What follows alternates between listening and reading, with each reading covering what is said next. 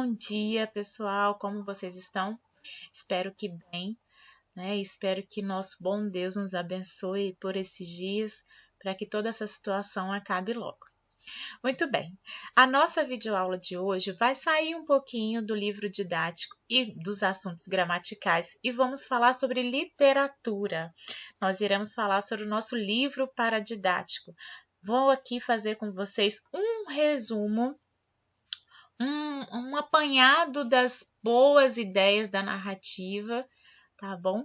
Para a gente se despertar aí para a leitura nesses dias em casa, tá? Além dessa nossa leitura aqui, hoje teremos outras atividades relacionadas ao nosso livro, tá bom? Então vamos lá, pessoal. Para a gente começar nossa aula, vamos falar um pouquinho sobre o contexto da nossa narrativa. Temos aí uma história universal, ou seja, pessoal, nós temos uma história que não é vista só no Brasil. Ela já foi partilhada por diversos lugares do mundo. Ok? E aí, então, nós chamamos que essa história, nós falamos, né, então, que essa história é uma história universal, não apenas no Brasil, mas o mundo inteiro, várias pessoas no mundo inteiro conhecem essa narrativa. O autor dessa narrativa é um francês chamado Maurice Druon. Esse francês, ele só escrevia livros para adultos, romances, né? E apenas um livro ele escreveu destinado à literatura infanto-juvenil, que é o nosso livro paradidático, né? O Menino do Dedo Verde. Ok, pessoal? Muito bem. E além disso, pessoal, interessante a gente entender também que esse livro, essa narrativa, foi escrita em 1957. Tem um tempinho já, não é mesmo? E aí, nesse contexto de 1957, a gente vai ver mais adiante, que é um contexto de guerras, é um contexto de liberdade de expressão, né? Que as pessoas reivindicavam isso. Enfim, daqui a pouco a gente vai tratar mais sobre esse ano de publicação. A ilustradora se chama Marie-Louise Neri. Duas curiosidades sobre ela. A primeira é que ela morou em 2008, até 2008 no Rio de Janeiro. E uma outra curiosidade dessa ilustradora é que ela foi a primeira ilustradora da narrativa do Sítio do Pica-Pau Amarelo. Isso nos aproxima, não é mesmo, pessoal? Nos aproxima ainda mais dessa narrativa belíssima. Muito bem, quem era o menino do dedo verde? Tisto. Tisto era um menino que nasceu rodeado de amor pelos pais, pelas pessoas que conviviam com ele na casa que brilha. Como assim? Só apenas onde ele morava? Sim, pessoal. Até os 8 anos, Tisto foi criado em casa, sem nenhum contato com uma escola. Os pais decidiram por bem promover uma educação em casa para o Tisto.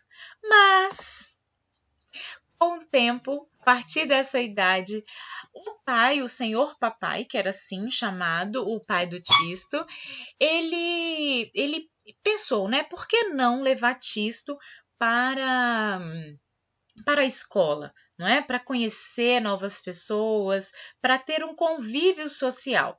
Mas ele era muito diferente, pessoal, então não se adaptou à realidade escolar da época, né? E aí vocês vão descobrir o que aconteceu. Não vou contar aqui, não vou dar nenhum tipo de spoiler, prometo, tá bom? Para quem ainda não leu. Ele era muito diferente, então, e não se adaptou na escola. E o senhor papai, então, decidiu fazer a educação alternativa, uma educação em casa com professores direcionados pelos pais.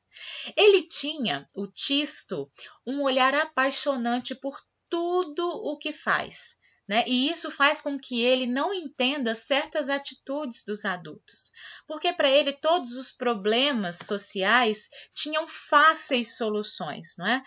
Por mais que o problema, né, seja apresentado pelos adultos, era apresentado pelos adultos com uma questão quase que sem resolução, para Tisto ele tinha sim solução e era super fácil. Mas como que isso se dá, pessoal? Os pais de não, peraí, vamos voltar, hein? Como que isso se dá? Ele acha que os problemas eram de fáceis soluções a partir do momento que ele descobre que ele tem o dedo verde, não é? O dedo que, ao colocar numa terra, nasce flores, não é? Daí que vem o título da nossa narrativa. Não é? Então, aqui, pessoal, falando um pouquinho sobre a família de Tisto, a mãe, o senhor papai e a senhora mamãe, eles eram pessoas exemplares na cidade, conforme o padrão da época. No início da narrativa, vocês podem perceber que há uma sequência descritiva nessa narrativa que descreve com muita delicadeza e com muita presteza a os detalhes de quem era a senhora mamãe, de quem era o senhor papai, a fisionomia, o jeito de falar, tudo isso é muito bem descrito no início da narrativa. E é claro, né, que por essas descrições a gente imagina que o padrão social, né, era bem estabelecido na época, né, e eles faziam parte desse padrão social. Muito bem, voltando à educação de Tisto, o senhor papai direcionou então professores. Não Nós temos o senhor Trovões, temos o senhor Bigodes e temos o senhor Doutor Mil Males, que é o médico. Aqui nós vamos nos ater a 2 professores. O senhor Trovões, que é o senhor da ordem social. Para ele, para o senhor Trovões, diante das aulas com o Tisto, ele dizia que toda a questão social, de problemas na sociedade, era falta de ordem. Para ele, a ordem resolvia tudo. E dentro dessas aulas, o Tisto visitou periferia, o Tisto visitou uma prisão, não é? E também o senhor papai, né, juntamente com o senhor Trovões, levou para conhecer também a fábrica, que a gente vai falar daqui a pouquinho. Além do senhor Trovões, nós temos o senhor Bigode, que é o professor da sensibilidade da vida. Eu, particularmente, me identifico muito com a narrativa relacionada ao senhor Bigodes, não é? Ele trata da sensibilidade da vida por meio das plantas, por meio do cuidado com as plantas, com as flores, com as raízes. E assim, por meio desse cuidado com as plantas, o Tisto também foi compreendendo o cuidado com a vida das pessoas, na vida em sociedade.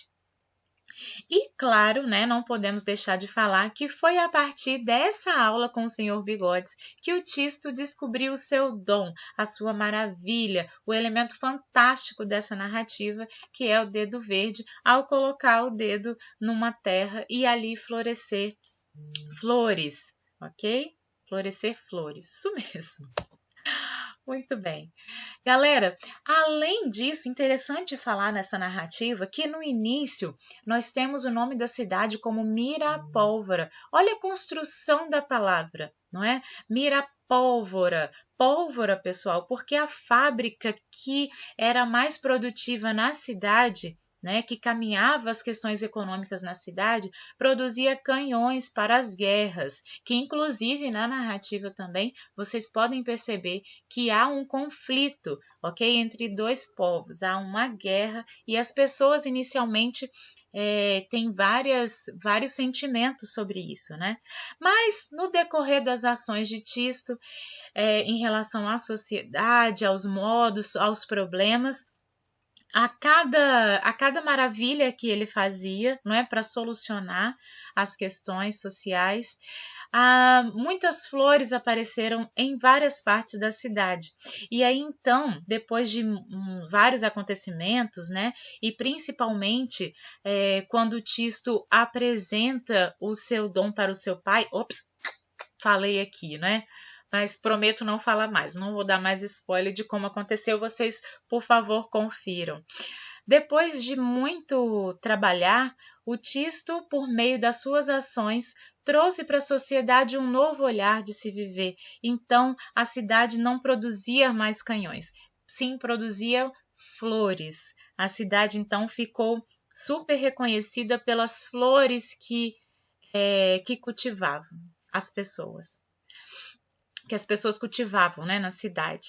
No chão da realidade, pessoal, visitas. O Tisto fez visita à prisão da cidade e lá ele plantou flores nos muros que eram muito cinzas e os prisioneiros até se viram num outro olhar, se viram de uma outra forma a partir da realidade que Tisto levou.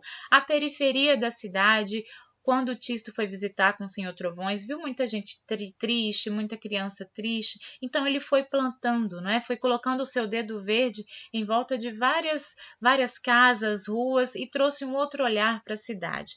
Ao hospital ele conheceu uma menina muito triste, né? Porque vivia no hospital, então ele levou flores para a menina. E a fábrica do Senhor Papai, não é? Não vou dizer aqui o que aconteceu com a fábrica, mas logicamente quero que vocês leiam a narrativa para descobrir o que aconteceu com a fábrica do Senhor Papai, né? Já dei um spoiler anteriormente. Muito bem, das curiosidades da narrativa, observa-se a presença contestadora de Tisto, que levando em consideração o momento no qual o livro foi escrito, ou seja, um período em que a sociedade defendia a liberdade de consciência, observem aqui que nós temos um contexto de produção, não é? Em qual contexto essa narrativa foi escrita, e ansiavam muito pelo fim da guerra, e a cada dia surgiam movimentos revolucionários. Dron cria um mundo em que se vivesse em meio às flores, onde tudo e todos vivessem em harmonia. Apenas Tisto, né, além da empregada Amélia, tinha um nome próprio, não é? Os demais tinham nome como Senhor Papai, Senhora Mamãe, Senhor Trovões, não é? Senhor Bigode. Não se tinha um nome próprio para essas pessoas, né? Para essas personagens. E a narrativa apresenta problemas sociais ainda contemporâneos. Perceberam, pessoal? Ele também lá na narrativa, em 1957, já se falava sobre os problemas com o sistema carcerário, com as prisões, não é? Com os hospitais, também com as favelas, com as periferias. Então, são problemas ainda atuais, não é? E a gente precisa se perguntar como que o nosso dedo verde, como que as nossas ideias podem melhorar o nosso convívio em sociedade. E sobre isso nós faremos com certeza um projeto. Não sei se as crianças do dedo verde ou o dedo verde dos canela verdes, porque nós somos vilavelhenses, não é mesmo? Bom, enfim, nós vamos pensar juntos no nome do projeto, como também das nossas ações. Pessoal, um beijo, um abraço, até a próxima aula.